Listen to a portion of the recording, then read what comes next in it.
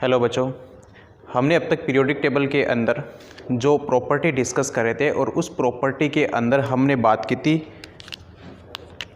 First जो property की बात की थी हमने की थी एटॉमिक रेडियस की।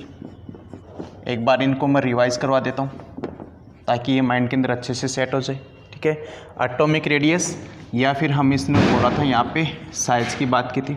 ठीक है, और मैंने एटॉमिक रेडियस के अंदर क्या कहा था कि यदि आप लेफ़्ट टू राइट जाओगे, ठीक है, तो लेफ़्ट टू राइट जाने पर वहाँ पे क्या होता है, जो जेड इफेक्टिव है, जेड इफेक्टिव का मतलब है जो न्यूक्लियर चार्ज है वो न्यूक्लियर चार्ज क्या होगा, इंक्रीज होता है। और जब न्यूक्लियर चार्ज इंक्रीज होगा तो इसका मतलब वहाँ पे साइज क्या हो जाती है, डिक्रीज हो जाती है। न्यूक्लियर चार्ज का मतलब क्या है कि वहाँ पे प्रोटॉन की जो संख्या है वो संख्या क्या होती है, वहाँ पे इंक्रीज होती है। ठीक है, और यदि हमने बात की थी टॉप टू बॉटम की, किसकी बात करे थे, टॉप टू बॉटम ग्रुप के अंदर हम बात करें तो वहाँ पे क्या होता है कि जो साइज होती है वो साइज क्या हो जाती है, वहाँ पे इंक्रीज होगी, क्या होगी, इंक्रीज होगी। और इसके दो रीजन हमने बात की थी। पहला जो रीजन था वो मैंने कहा था कि जो नंबर ऑफ जो सेल हैं, कोषों की जो संख्या है वो क्या होती है, बढ़ती है, क्या होगी, बढ़ेगी।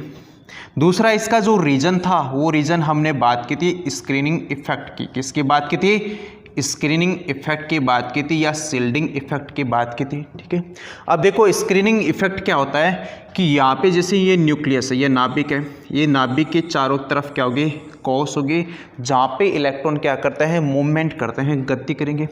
अब देखो ये इलेक्ट्रॉन क्या करेंगे कि ये न्यूक्लियस और ये इलेक्ट्रॉन के बीच में जो ये वैलेंस वाला इलेक्ट्रॉन है, संयोजी इलेक्ट्रॉन है, इनके बीच में आकर्षण बल, जो फोर्स ऑफ अट्रैक्शन है वो क्या हो जाता है, कम हो जाता है। क्यों, क्योंकि इसके अंदर वाले जो इलेक्ट्रॉन है, ये इलेक्ट्रॉन क्या करेंगे, इनके बाहर वाले इलेक्ट्रॉन को क्या करेंगे, रिपल्सन करेंगे, रिपेल करेंगे।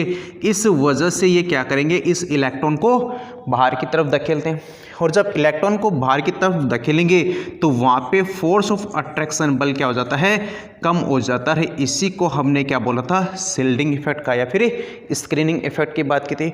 फिर मैंने बात की थी जो स्क्रीनिंग इफेक्ट है वो सबसे ज़्यादा किस में, एस में, उससे कम पी में, उससे कम डी में, उससे कम किस में होता है, एफ के अंदर होता है। ठीक है, यहाँ तक हमने बात की थी।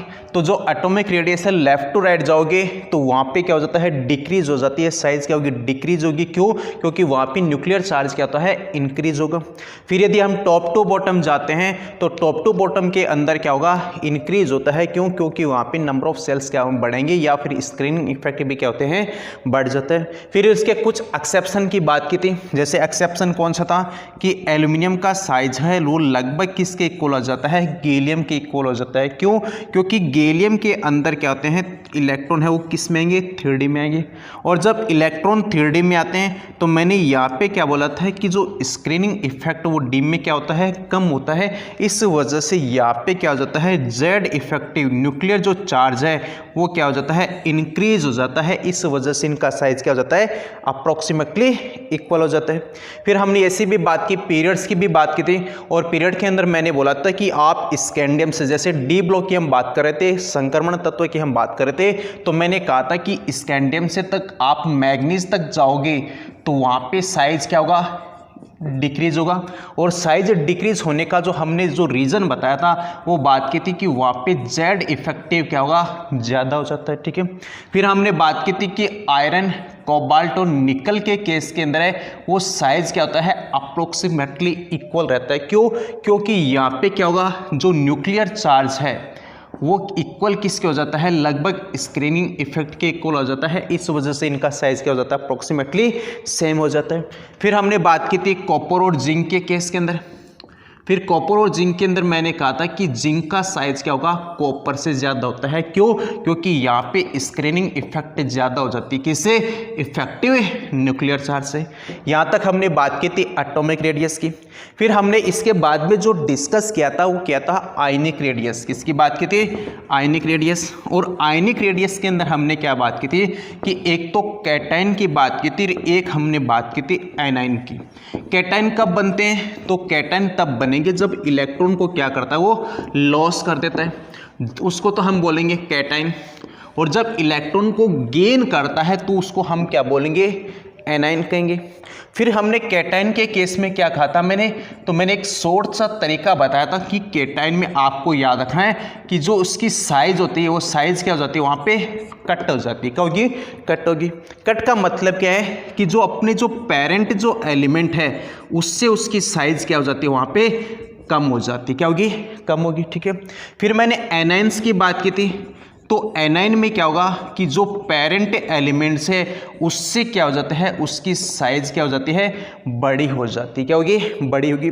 इसका मतलब हमने बात की थी कि एनाइन बड़ा होता है, उससे छोटा कौन है, न्यूट्रल है, और उससे छोटे की बात की थी वो हमने पास में कौन था, कैटाइन था। कौन था? कैटाइन था।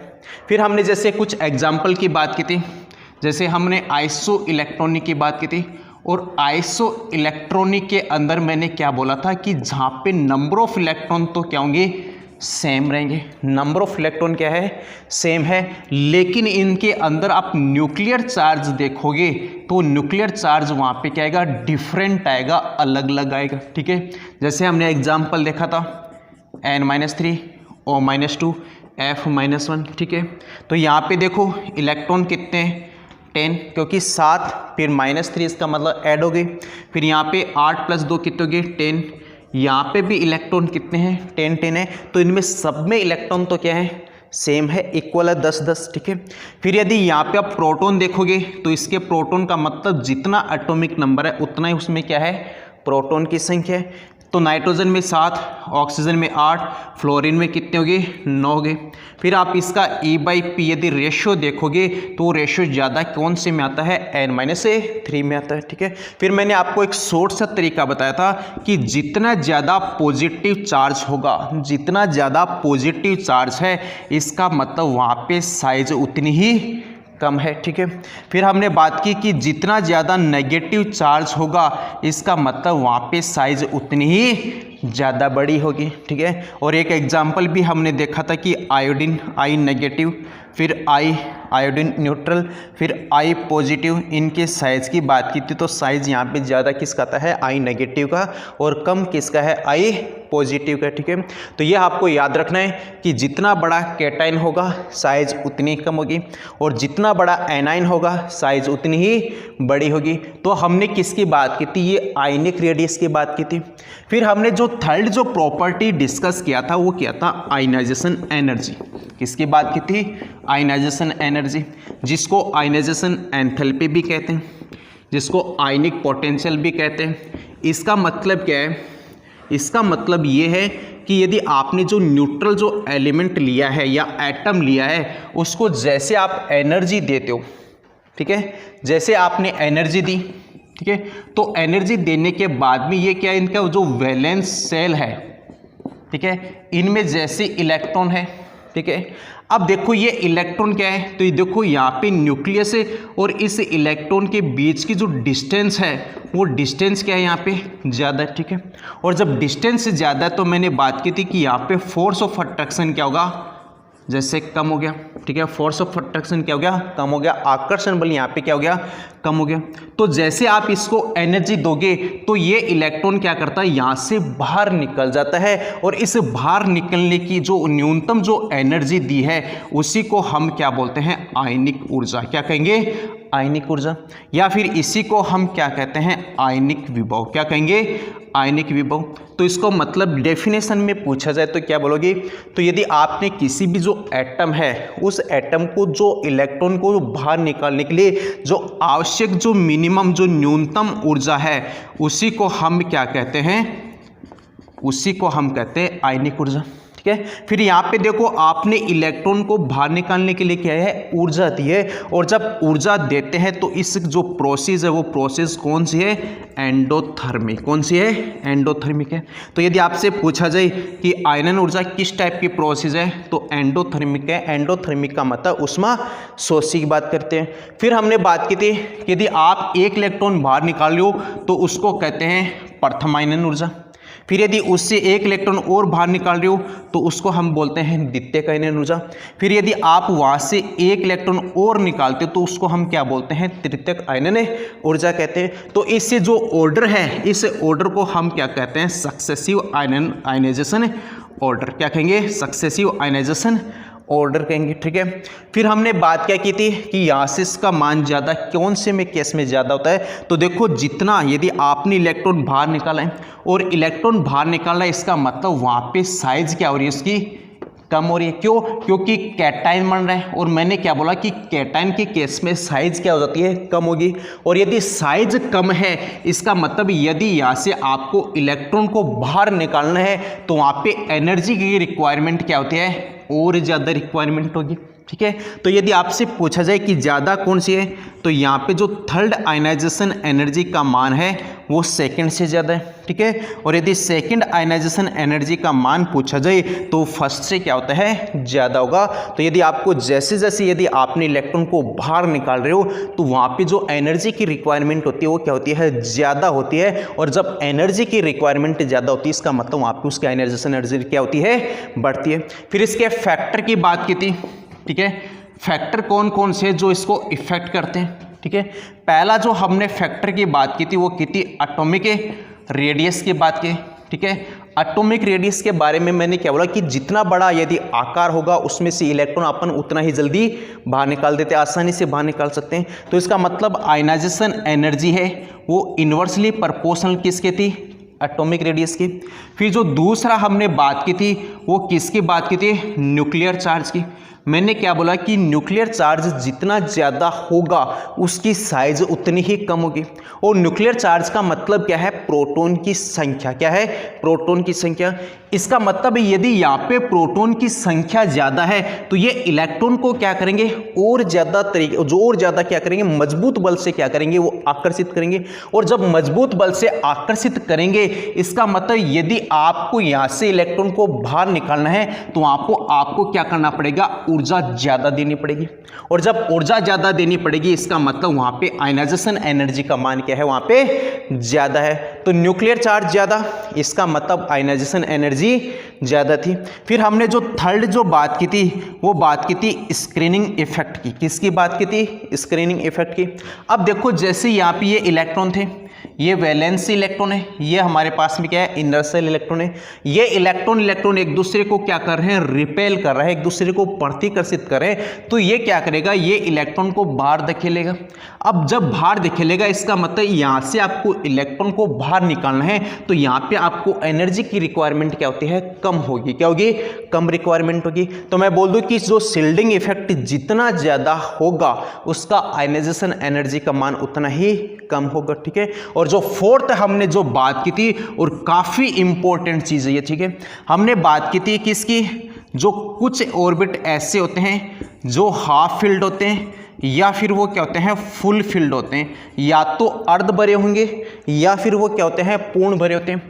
अब देखो आधे भरे हैं या पूर्ण भरे हैं, ऐसे कक्षा क्या क्या स्टेबिलिटी क्या होती है, ज़्यादा होती है। अरे भाई अब जब स्टेबिलिटी उसकी ज़्यादा है तो वो इलेक्ट्रॉन को बाहर क्यों निकालेगा, क्यों वो अस्थायी बनना चाहेगा। तो यदि आपको वहाँ से इलेक्ट्रॉन को बाहर निकालना है तो हमको क्या करना पड़ेगा, वहाँ पे एनर्जी की रिक्वायरमेंट और ज़्यादा होती है। क्या होती है, और ज़्यादा होगी। तो इस केस के अंदर जो आयनाइजेशन एनर्जी का मान है वो क्या होता है, अधिक होगा। क्या होगा, अधिक होगा। तो जो हमने जो फोर्थ जो बात की थी वो किसकी बात की थी, हाफ फील्ड की। और हाफ फील्ड के साथ साथ मैंने बात की थी फुल फील्ड की। इनका मतलब क्या है, हाफ फील्ड की जैसे मैं बात करूँ पीक की, ठीक है। अब देखो पीक के अंदर मैक्सिमम कितने इलेक्ट्रॉन हो सकते हैं, जैसे टोटल 6 इलेक्ट्रॉन हो सकते हैं। अब 6 का आधा कितना है, 3 है। अब यदि 3 ये भरे हुए तो इनको हम क्या कहेंगे, हाफ फील्ड कहेंगे, आधे भरे कहेंगे, ठीक है। यदि यहाँ पे 6 है, 6 के 6, तो इसको हम क्या कहेंगे, फुल फील्ड कहेंगे। क्या कहेंगे, फुल फील्ड कहेंगे। अब इन्हीं दोनों केस के अंदर स्टेबिलिटी क्या होती है, ज़्यादा होगी। और जब स्टेबिलिटी ज़्यादा, इसका मतलब यहाँ से क्या करेंगे, ये अस्थायी नहीं बढ़ना चाहेंगे। क्यों, क्योंकि इनका क्या है, स्थायित्व है। अब यदि ये स्थायी है, इससे इलेक्ट्रॉन को बाहर निकालना है तो अपन क्या करेंगे, एनर्जी ज़्यादा देंगे। और जब एनर्जी ज़्यादा देंगे तो उसकी आयनाइजेशन एनर्जी का मान क्या होता है, ज़्यादा होता है। तो इसी के आधार पर मैंने एग्जाम्पल की बात की थी। यदि आपसे पूछा जाए, मैं बेरिलियम और बोरॉन की बात की थी, तो देखो बेरिलियम का क्या है, 1s2 2s2 है। यदि आप बोरॉन का लिखोगे तो क्या है, 2p1 है।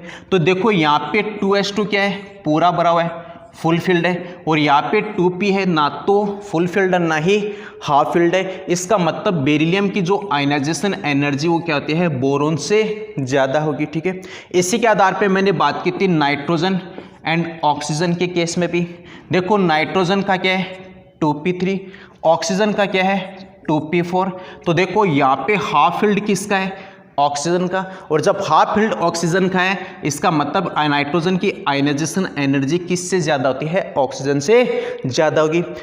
इसके बाद में देखो जो अपन जब वीडियो ये यहाँ से पीरियोडिक टेबल हम जब पूरा कर लेते हैं उसके बाद में क्वेश्चन की प्रैक्टिस करेंगे आयनाइजेशन एनर्जी को लेकर भी, उसके बाद में इलेक्ट्रॉन एफिनिटी को लेकर भी, उसके बाद इलेक्ट्रॉन नेगेटिविटी को लेकर भी, उसके बाद में हमने जो रेडियस है उसको लेकर भी हम क्या करेंगे, एक जो वीडियो बनाएंगे वो वीडियो किस पे बनाएंगे, की प्रॉब्लम्स पे बनाएंगे। ठीक है, अब जो नेक्स्ट जो प्रॉपर्टी हम डिस्कस करेंगे वो प्रॉपर्टी है हमारे पास में इलेक्ट्रॉन एफिनिटी। किसकी बात करेंगे, इलेक्ट्रॉन एफिनिटी की, इलेक्ट्रॉन बंधुता की।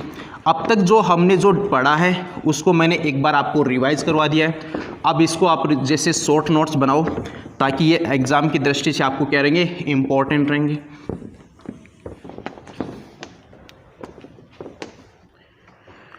नेक्स्ट है हमारे पास में इलेक्ट्रॉन एफिनिटी।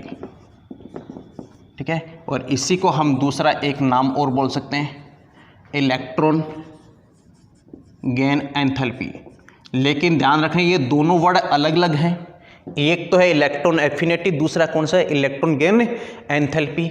इसको क्या कहेंगे, इलेक्ट्रॉन बंधुता। क्या कहेंगे इसको, इलेक्ट्रॉन बंधुता। ठीक है, अब देखो इलेक्ट्रॉन बंधुता का मतलब क्या है।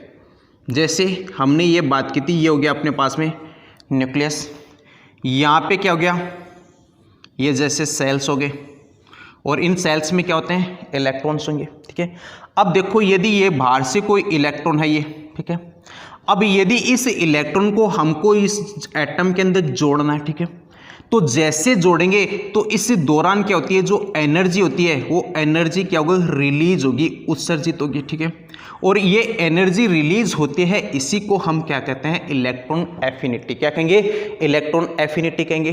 तो इलेक्ट्रॉन एफिनिटी का मतलब क्या है कि यदि आपने किसी उदासीन परमाणु में, किसी उदासीन या विलगित, ठीक है, विलगित गैसीय परमाणु में, उदासीन गैसीय परमाणु में एक इलेक्ट्रॉन को जोड़ने के लिए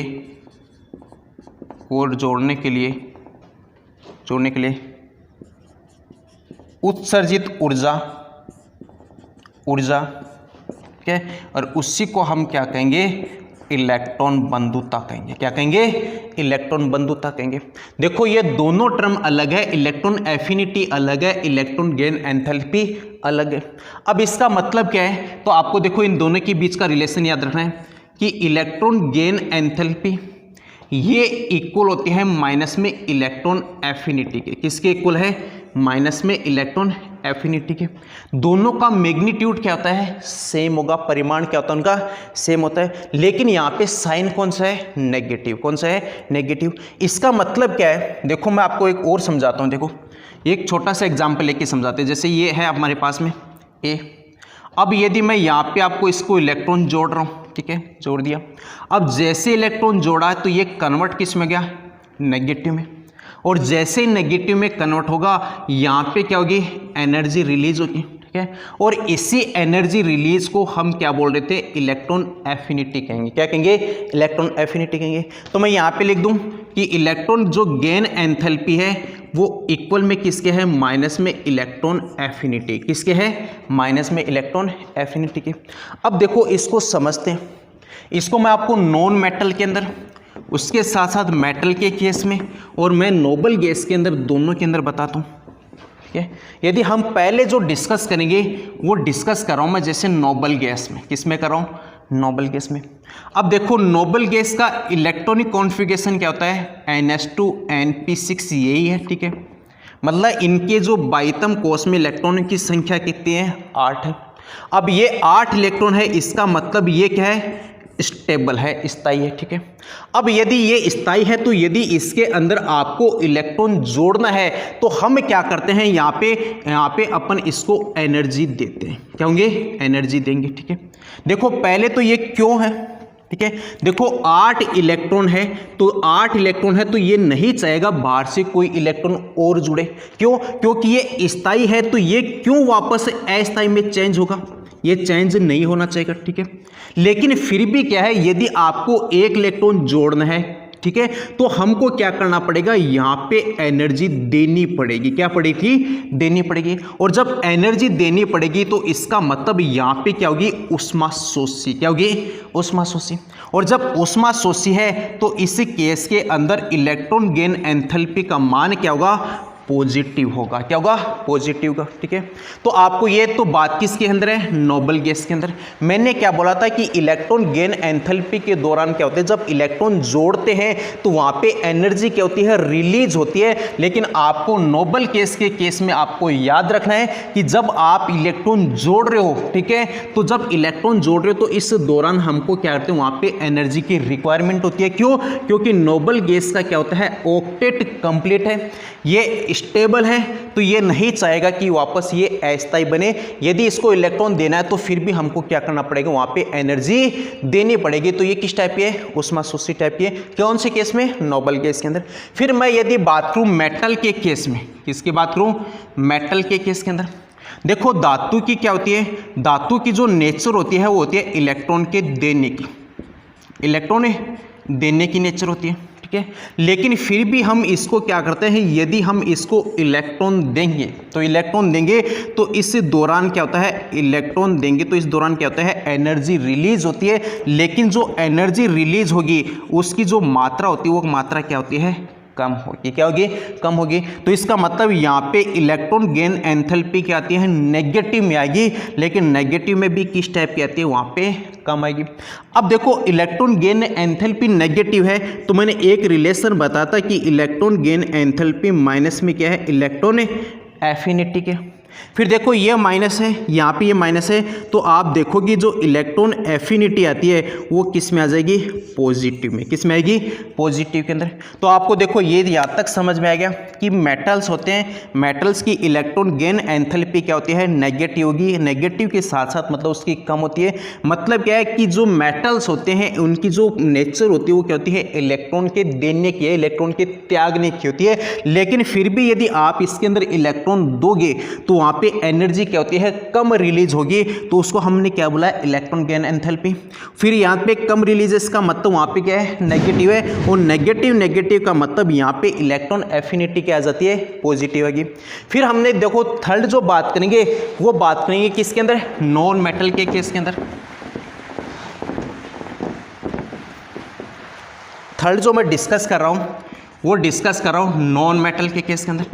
अरे अब देखो नॉन मेटल का क्या होता है, नॉन मेटल का नेचर होता है इलेक्ट्रॉन को लेने की, इलेक्ट्रॉन लेने की नेचर होती है। अब ये इलेक्ट्रॉन को लेगा तो इसका मतलब है वहाँ पे एनर्जी जो रिलीज होगी वो क्या होती है, ज़्यादा होगी। और जब एनर्जी रिलीज ज़्यादा है इसका मतलब वहाँ पे इलेक्ट्रॉन गेन एंथैल्पी का मान क्या होगा, नेगेटिव है। और नेगेटिव के अंदर भी क्या होगा, वो ज़्यादा नेगेटिव होगा। और जब नेगेटिव है इसका मतलब वहाँ पे आप देखोगे तो इलेक्ट्रॉन एफिनिटी क्या आती है, पॉजिटिव आएगी। क्या आएगी, पॉजिटिव आएगी। क्योंकि मैंने रिलेशन क्या बताया कि इलेक्ट्रॉन गेन एंथैल्पी इक्वल में क्या है, माइनस में इलेक्ट्रॉन एफिनिटी के। तो आप देखो कि नॉन मेटल के केस के अंदर यदि आपने जब एक इलेक्ट्रॉन दिया तो वहाँ पे जो पहली जो एनर्जी होती है वो एनर्जी क्या होगी, रिलीज होगी। तो इसका मतलब वहाँ पे नेगेटिव ज़्यादा है, तो इलेक्ट्रॉन एफिनिटी वहाँ पे क्या आएगी, पॉजिटिव। किसमें, नॉन मेटल के केस के अंदर। नॉन मेटल में कौन से, जैसे फ्लोरीन, ऑक्सीजन, क्लोरीन वगैरह, ठीक है। फिर यदि हम बात करें मेटल की, तो मेटल का नेचर क्या होता है, इलेक्ट्रॉन को देने का नेचर होता है। और जब इलेक्ट्रॉन को देगा तो ये क्या करता है कि यदि इसको इलेक्ट्रॉन हम जब दे भी रहे हैं तो ये जब देंगे तो वहाँ पे एनर्जी क्या होती है, रिलीज होगी। लेकिन ये जो एनर्जी होती है वो क्या होती है, कम होगी। तो इस केस के अंदर इलेक्ट्रॉन एफिनिटी क्या होती है, नेगेटिव है।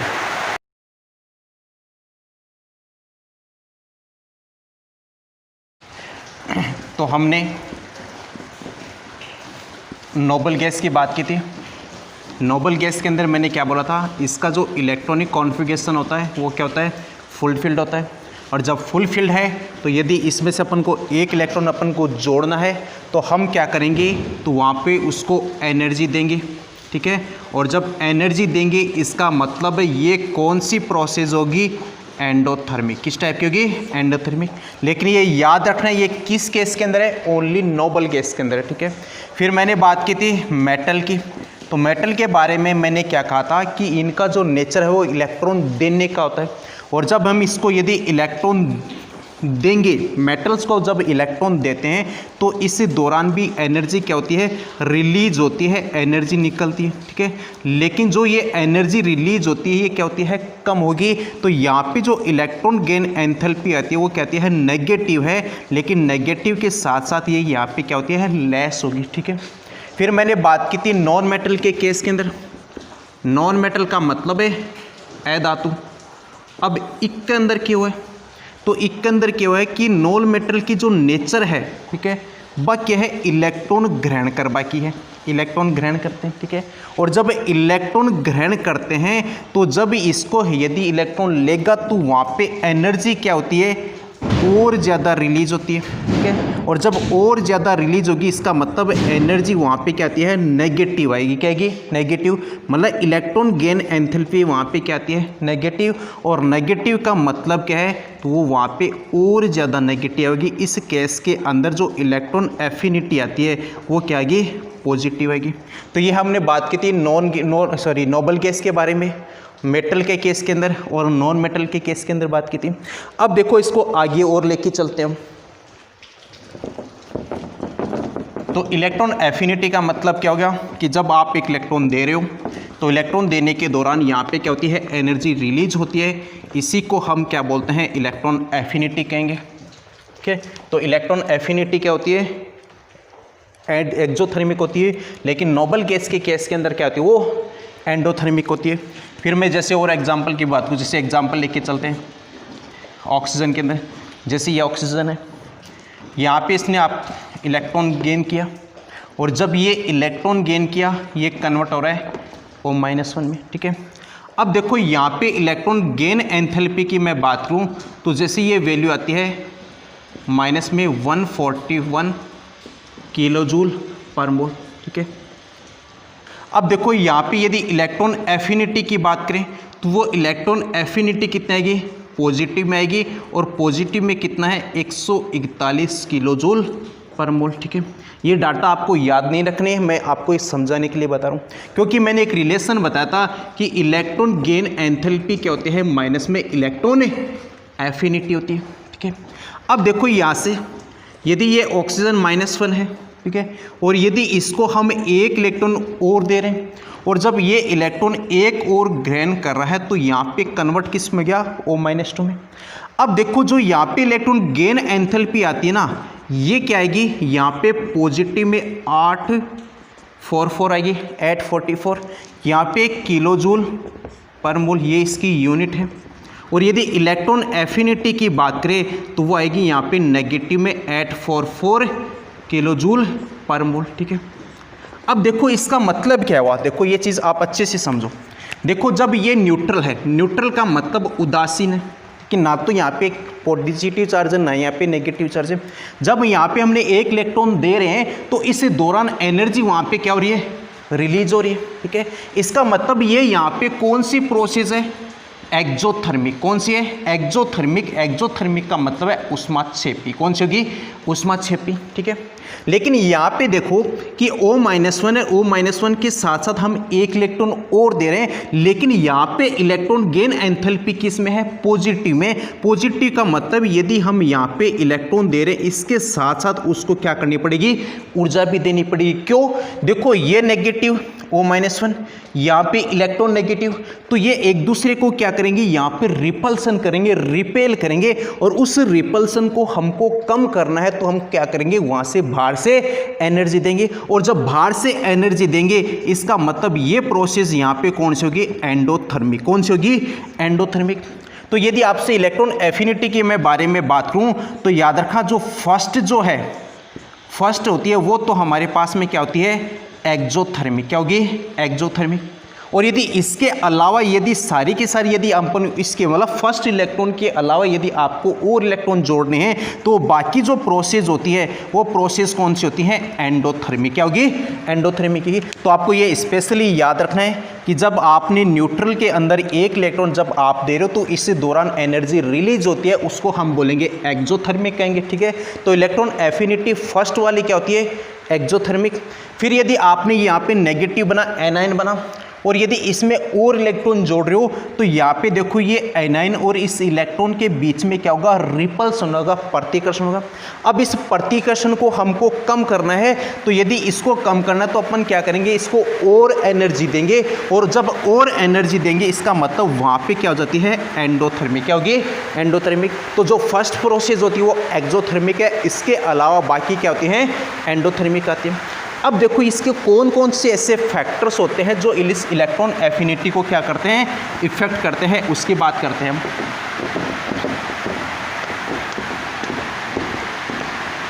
तो हमारे पास में है कि इलेक्ट्रॉन बंधुता को प्रभावित करने वाले कारक, मतलब कौन से ऐसे फैक्टर्स थे जो इसको इफेक्ट करते हैं। तो जो हमने आयनाइजेशन के अंदर पढ़ा था वही फैक्टर कहाँ पे आएंगे? इसके अंदर आएंगे।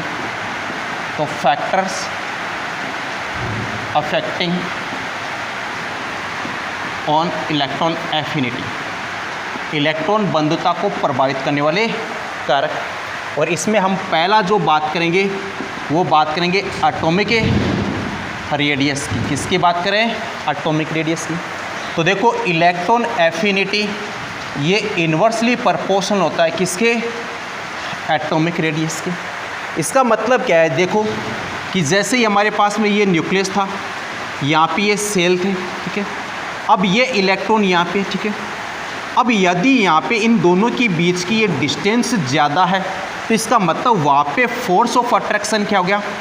कम हो गया। फोर्स ऑफ अट्रैक्शन, आकर्षण बल क्या हो गया?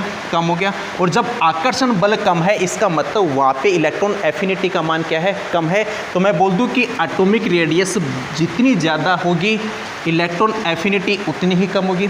या फिर इसका उल्टा भी बोल सकते हैं कि जितनी कम एटॉमिक रेडियस होगी तो वहाँ पे इलेक्ट्रॉन एफिनिटी उतनी ही ज़्यादा होगी। यदि मैं सेकंड की बात करूँ तो सेकंड है न्यूक्लियर चार्ज। किसकी बात करते हैं? न्यूक्लियर चार्ज, जिसको बोलते हैं नाभिकीय आवेश। क्या कहेंगे? नाभिकीय आवेश। तो हमने ये पहले भी बात की थी कि जो न्यूक्लियर जो चार्ज होता है वो डायरेक्टली प्रोपोर्शनल किसके होता है? प्रोटॉन की संख्या के। किसके है? प्रोटॉन की संख्या के।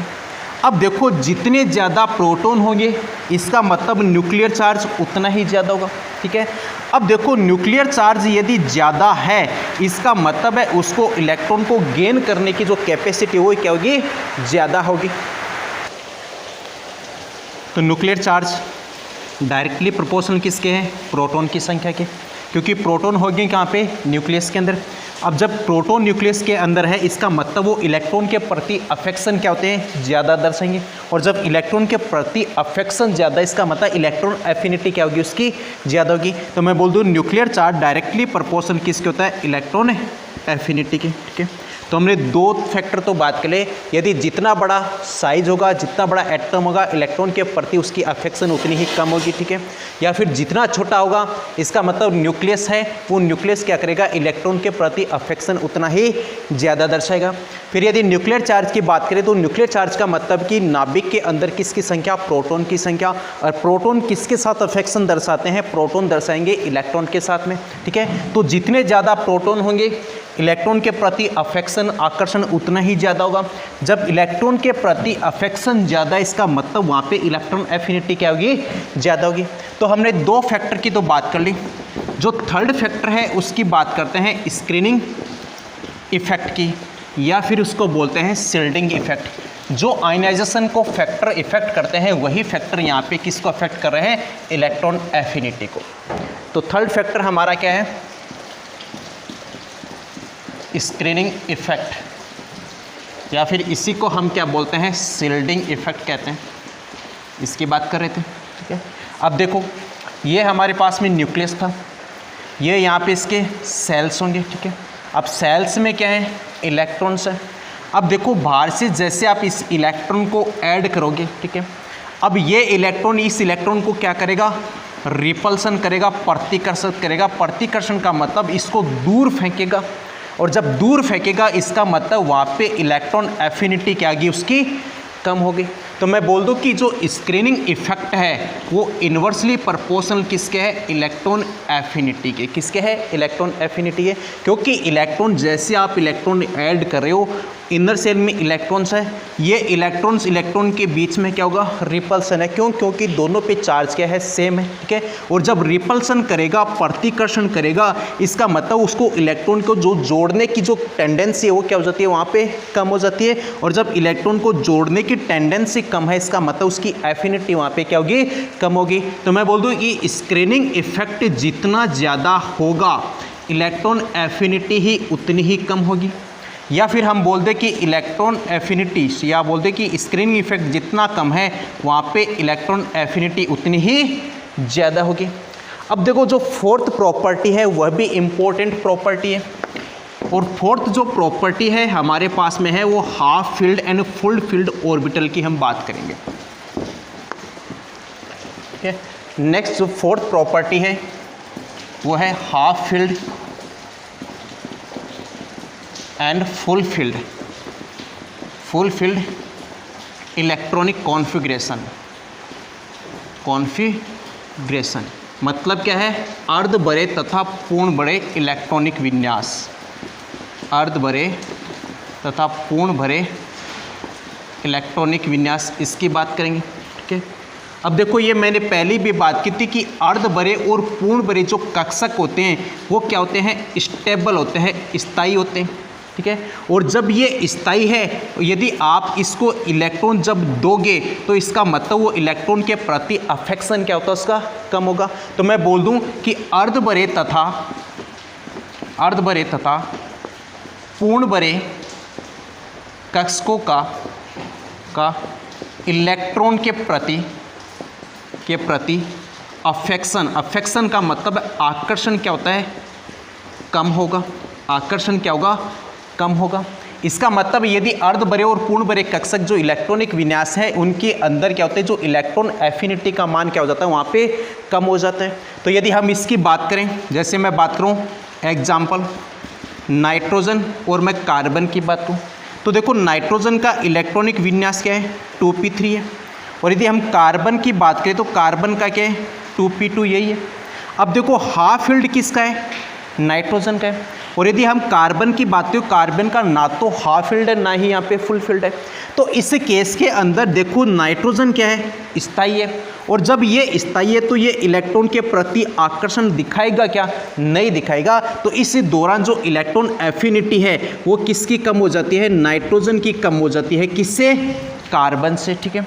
तो यदि हम लेफ़्ट टू राइट जा रहे हैं, बाएं से दाएं जाएंगे, तो बाएं से दाएं जाने के अंदर इलेक्ट्रॉन एफिनिटी का मान क्या होता है, बढ़ेगा। इसी के साथ साथ वहाँ पे आयनाइजेशन एनर्जी का मान भी क्या होता है, बढ़ जाता है।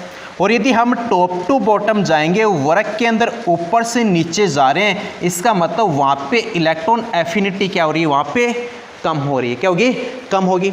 अब देखो इसी बेस पे हम कुछ इंपॉर्टेंट नोट पॉइंट की बात करते हैं। देखो मैंने एक एग्जांपल दिया नाइट्रोजन और कार्बन के अंदर। देखो नाइट्रोजन के अंदर हाफ फील्ड है, कार्बन की बात की तो इसका इलेक्ट्रॉनिक विन्यास क्या है, 2p2 है। तो यहाँ पे नाइट्रोजन का क्या है, स्टेबल है। तो ये इलेक्ट्रॉन के प्रति अफेक्शन नहीं दर्शाता। जब इलेक्ट्रॉन के प्रति अफेक्शन नहीं है या कम है अफेक्शन, इसका मतलब इसकी इलेक्ट्रॉन एफिनिटी क्या आ जाती है, कार्बन के कंपेरिजन में क्या होगी, कम होगी। अब देखो कुछ इंपॉर्टेंट पॉइंट की बात करते हैं।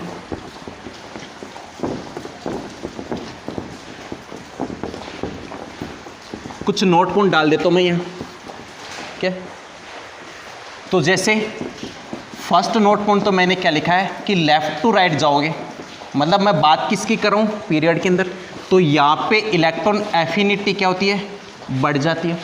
और यदि हम टॉप टू बॉटम जाएंगे तो वहाँ पे इलेक्ट्रॉन एफिनिटी क्या हो जाती है, कम हो जाती है, ठीक है। एक तो बात ये याद रखना, ठीक है।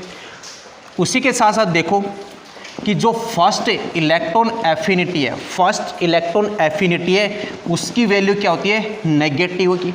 नेगेटिव का मतलब वो क्या होता है, एक्जोथर्मिक होगी। क्या होगी, एक्जोथर्मिक होगी। और ये मैं बात कर रहा हूँ मोस्ट एलिमेंट के लिए, मतलब ज़्यादातर जो एलिमेंट्स हैं उनके लिए जो फर्स्ट इलेक्ट्रॉन एफिनिटी होती है वो क्या होती है, एक्जोथर्मिक होती है, मतलब वहाँ पे एनर्जी क्या होती है, रिलीज होती है।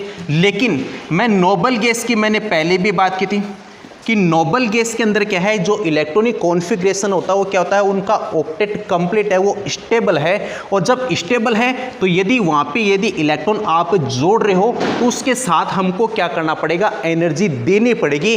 तो नोबल गैस के अंदर हम बात करेंगे फर्स्ट इलेक्ट्रॉन जो एफिनिटी है वो क्या होती है, पॉजिटिव है। पॉजिटिव का मतलब वहाँ पे क्या है, एंडोथर्मिक है। यहाँ तक ये बात की थी, क्योंकि मैंने मोस्ट एलिमेंट के लिए कि पहले क्या बोली थी, एक्जोथर्मिक है। लेकिन मैं नोबल गैस के बारे में क्या बोल रहा हूँ कि इसके अंदर जो फर्स्ट इलेक्ट्रॉन एफिनिटी है वो भी क्या होती है, एंडोथर्मिक होती है। उसके बाद देखो ये फर्स्ट की बात की तो फर्स्ट क्या है, एक्जोथर्मिक। यदि आपको सेकंड या उसके बाद थर्ड, उसके बाद फोर्थ, यदि आगे की बात करेंगे तो सेकंड जो इलेक्ट्रॉन एफिनिटी आती है वो हमेशा क्या आएगी, पॉजिटिव आएगी।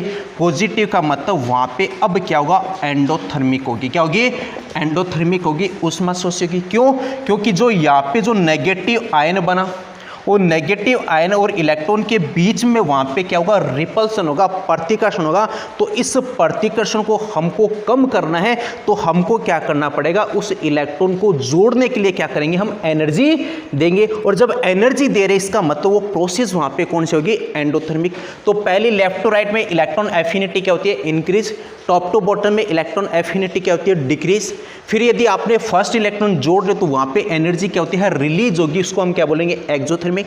लेकिन नोबल गैस के अंदर यदि आप पहला इलेक्ट्रॉन जोड़ रहे हो तो उस दौरान भी जो क्या होती है, प्रोसेस एंडोथर्मिक होती है। क्यों, क्योंकि नोबल गैस का क्या होता है, इलेक्ट्रॉन कॉन्फ़िगरेशन क्या होता है, कंप्लीट है, फुलफिल्ड होता है। फिर यदि बात करें सेकंड इलेक्ट्रॉन एफिनिटी की तो वहाँ पे क्या होती है, एंडोथर्मिक आती है। तो इस केस के अंदर यदि आपको इलेक्ट्रॉन जोड़ना है तो वहाँ पे एनर्जी क्या करनी पड़ेगी, हमको देनी पड़ेगी। क्यों, क्योंकि नेगेटिव आयन या एनायन और इलेक्ट्रॉन के बीच में क्या होता है, रिपल्सन होगा, प्रतिकर्षण होगा। तो उस प्रतिकर्षण को कम करने के लिए हम क्या करेंगे, एनर्जी देनी पड़ेगी ताकि वहाँ पे इलेक्ट्रॉन जुड़ जाए।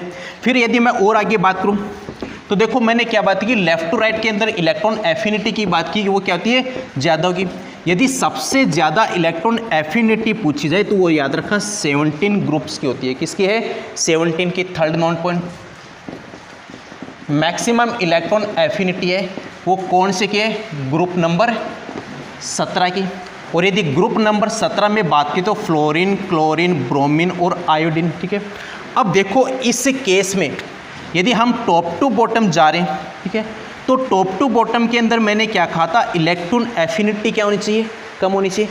लेकिन आपको ये दो याद रखने, इसकी फ्लोरीन और क्लोरीन के केस में पूछूं, देखो क्लोरीन की इलेक्ट्रॉन एफिनिटी ज़्यादा किससे होती है, फ्लोरीन से। ठीक है, देखो होनी तो किसकी चाहिए थी, फ्लोरीन की चाहिए थी, लेकिन ज़्यादा किसकी होती है, क्लोरीन की होती है। क्यों, इसका ये क्वेश्चन एग्जाम्स के अंदर पूछा जाता है। क्यों, क्योंकि ये क्वेश्चन ये है कि इलेक्ट्रॉन एफिनिटी का मान जब टॉप टू बॉटम जाते हैं तो कम होता है, लेकिन यहाँ पे फ्लोरीन की इलेक्ट्रॉन एफिनिटी ज़्यादा होनी चाहिए, लेकिन फिर भी ज़्यादा किसकी होती है, क्लोरीन की होती है। क्यों, वो इसलिए होती है, देखो फ्लोरीन का इलेक्ट्रॉनिक कॉन्फ़िगरेशन लास्ट में क्या है, 2p5 है।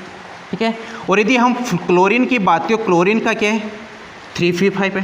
ठीक है, तो यहाँ पे फ्लोरीन के अंदर क्या होता है, इस फ्लोरीन का जो साइज होता है वो साइज यहाँ पे क्या है, कम है। और जब साइज कम है तो यहाँ पे इलेक्ट्रॉन की जो डेंसिटी है, इलेक्ट्रॉन का जो घनत्व होता है वो क्या हो जाता है, बढ़ जाता है। और जब इलेक्ट्रॉन का घनत्व बढ़ेगा इसका मतलब यदि आप बाहर से और इलेक्ट्रॉन जोड़ोगे तो उसको क्या करेगा, वो रिपेल करेगा, प्रतिकर्षित करेगा। लेकिन क्लोरीन के केस में क्या होता है कि यहाँ पे 3p5 तो है, 3p5 के साथ साथ इसमें क्या होता है, 3d भी होता है। और ये 3d क्या होता है, ये खाली होता है। और जब खाली है इसका मतलब ये इलेक्ट्रॉन को क्या करेगा, बाहर से स्वागत करेगा, उसको क्या करेगा, उसके प्रति अट्रैक्शन दिखाएगा। इसलिए याद रखा, पीरियोडिक टेबल में सबसे ज़्यादा इलेक्ट्रॉन एफिनिटी पूछी जाए तो वो किसकी होती है, क्लोरीन की होती है। तो यह आपको ये बहुत अच्छा क्वेश्चन है कि ये क्वेश्चन ये है कि यदि हम बाएं से दाएं जा रहे तो इलेक्ट्रॉन एफिनिटी क्या होती है, वहाँ पे बढ़ती है। और मैंने क्या बोला कि ग्रुप नंबर 17 में कौन आते हैं, हेलोजन। हेलोजन की इलेक्ट्रॉन एफिनिटी क्या होती है, मैक्सिमम होगी, ठीक है। यदि हम टॉप टू बॉटम आते हैं तो इलेक्ट्रॉन एफिनिटी क्या होती है, कम होगी। लेकिन क्वेश्चन ये है कि फ्लोरीन की इलेक्ट्रॉन एफिनिटी ज़्यादा होनी चाहिए, लेकिन फिर भी ज़्यादा किसकी होती है, क्लोरीन की होती है। क्यों? क्योंकि इसका मैंने रीज़न क्या बताया, तो वो रीज़न है कि फ्लोरीन के अंदर जो लास्ट में जो इलेक्ट्रॉन है वो किस में है, 2p5 में।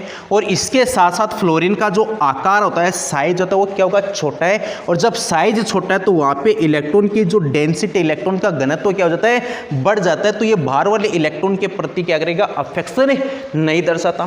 फिर यदि क्लोरीन की बात की तो क्लोरीन के अंदर क्या होता है, 3D खाली रहता है। और ये क्या करेगा, बाहर से जो इलेक्ट्रॉन आएगा उस इलेक्ट्रॉन का क्या करेगा, उनका वेलकम करेगा। इस वजह से यदि पीरियोडिक टेबल में सबसे ज़्यादा इलेक्ट्रॉन एफिनिटी पूछी जाए तो वो किसकी होती है, क्लोरीन की होती है। अब देखो यहाँ तक हमने बात की थी, ये क्वेश्चन काफ़ी अच्छा इंपॉर्टेंट क्वेश्चन है फ्लोरीन और क्लोरीन के केस के अंदर।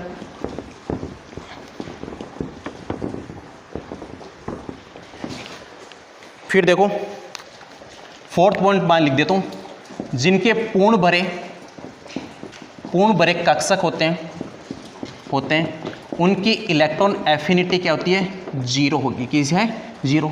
जैसे मैं बात किसकी करूँ, नोबल गैस की, तो नोबल गैस की इलेक्ट्रॉन एफिनिटी क्या है, 0। इसी टाइप से हम बात करें किसके, ग्रुप नंबर 2 की। और ग्रुप नंबर 2 के अंदर भी इलेक्ट्रॉनिक कॉन्फ़िगरेशन क्या होता है, उसका फुल फील्ड होता है। और जब फुल फील्ड है तो इसका मतलब उसकी इलेक्ट्रॉन एफिनिटी भी वहाँ पे क्या होती है, 0 होगी। फिर यदि हम बात करें किसकी बात करें हम, जैसे हैलोजन की बात करें, फ्लोरीन और क्लोरीन, ब्रोमीन, आयोडीन के अंदर बात करें तो यहाँ पे इनकी इलेक्ट्रॉन एफिनिटी क्या होती है, मैक्सिमम होगी, अधिकतम होती है, ठीक है। और यदि हम फोर्थ जब बात करें कि जैसे हाफ फील्ड है, हाफ फील्ड का मतलब जिनके कक्षक क्या होते हैं, आधे भरे होते हैं, तो इनकी जो इलेक्ट्रॉन एफिनिटी होती है वो क्या होती है, लो होती है, कम होगी। लेकिन याद रखना ये 0 नहीं होती। तो इलेक्ट्रॉन एफिनिटी का मतलब क्या है कि इलेक्ट्रॉन के प्रति अट्रैक्शन है, वो क्या कहलाते हैं, इलेक्ट्रॉन एफिनिटी कहलाते हैं। फर्स्ट जो इलेक्ट्रॉन एफिनिटी होती है उसके दौरान क्या होती है, एनर्जी रिलीज होती है, तो वो क्या होगी, नेगेटिव होगी। लेकिन नोबल गैस के अंदर मैंने क्या बोला था, उनका जो ऑर्बिट है वो क्या होता है, फुल फील्ड होता है। और जब फुल फील्ड है तो वहाँ पे क्या करता है, वो स्टेबल है। और स्टेबल से यदि अनस्टेबल में जाना है तो उसको क्या करेगा, यदि इलेक्ट्रॉन हम दे रहे हैं तो उसके साथ साथ हमको क्या करना पड़ेगा, एनर्जी भी देना पड़ेगी। फिर हमने बात की थी मेटल के केस के अंदर, नॉन मेटल के केस के अंदर। नॉन मेटल के अंदर मैंने क्या बोला था कि उनका नेचर होता है क्या, इलेक्ट्रॉन को गेन करने का नेचर होता है, ठीक है।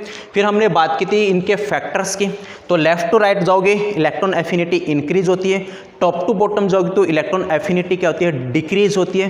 फिर हमने बात की थी सबसे ज़्यादा इलेक्ट्रॉन एफिनिटी पूछी जाए तो कौन से ग्रुप के अंदर आती है, हैलोजन ग्रुप के अंदर आती है। उसके बाद हमने किसकी बात की थी कि यदि जो फुल फील्ड है, तो फुल फील्ड है उनकी इलेक्ट्रॉन एफिनिटी क्या होती है, 0, क्योंकि उनके इलेक्ट्रॉन के प्रति अट्रैक्शन क्या होता है, मतलब नगण्य टाइप का है। यदि ग्रुप नंबर 2 की बात की तो उसकी इलेक्ट्रॉन एफिनिटी भी क्या होगी, 0। और हैलोजन्स की मैक्सिमम है, और मैक्सिमम हैलोजन की इलेक्ट्रॉन एफिनिटी क्या होती है, मैक्सिमम। और मैंने बात की थी क्लोरीन की इलेक्ट्रॉन एफिनिटी क्या होती है, सबसे ज़्यादा होती है। उसका रीजन भी बताया था, हाफ फील्ड की है, हाफ फील्ड की इलेक्ट्रॉन एफिनिटी 0 तो नहीं होती, लेकिन उसकी क्या होती है, कम होती है। उसके बाद नेक्स्ट वीडियो के अंदर हम जो बात करेंगे वो इलेक्ट्रॉन नेगेटिविटी की बात करेंगे और उसके एप्लीकेशन की बात करेंगे।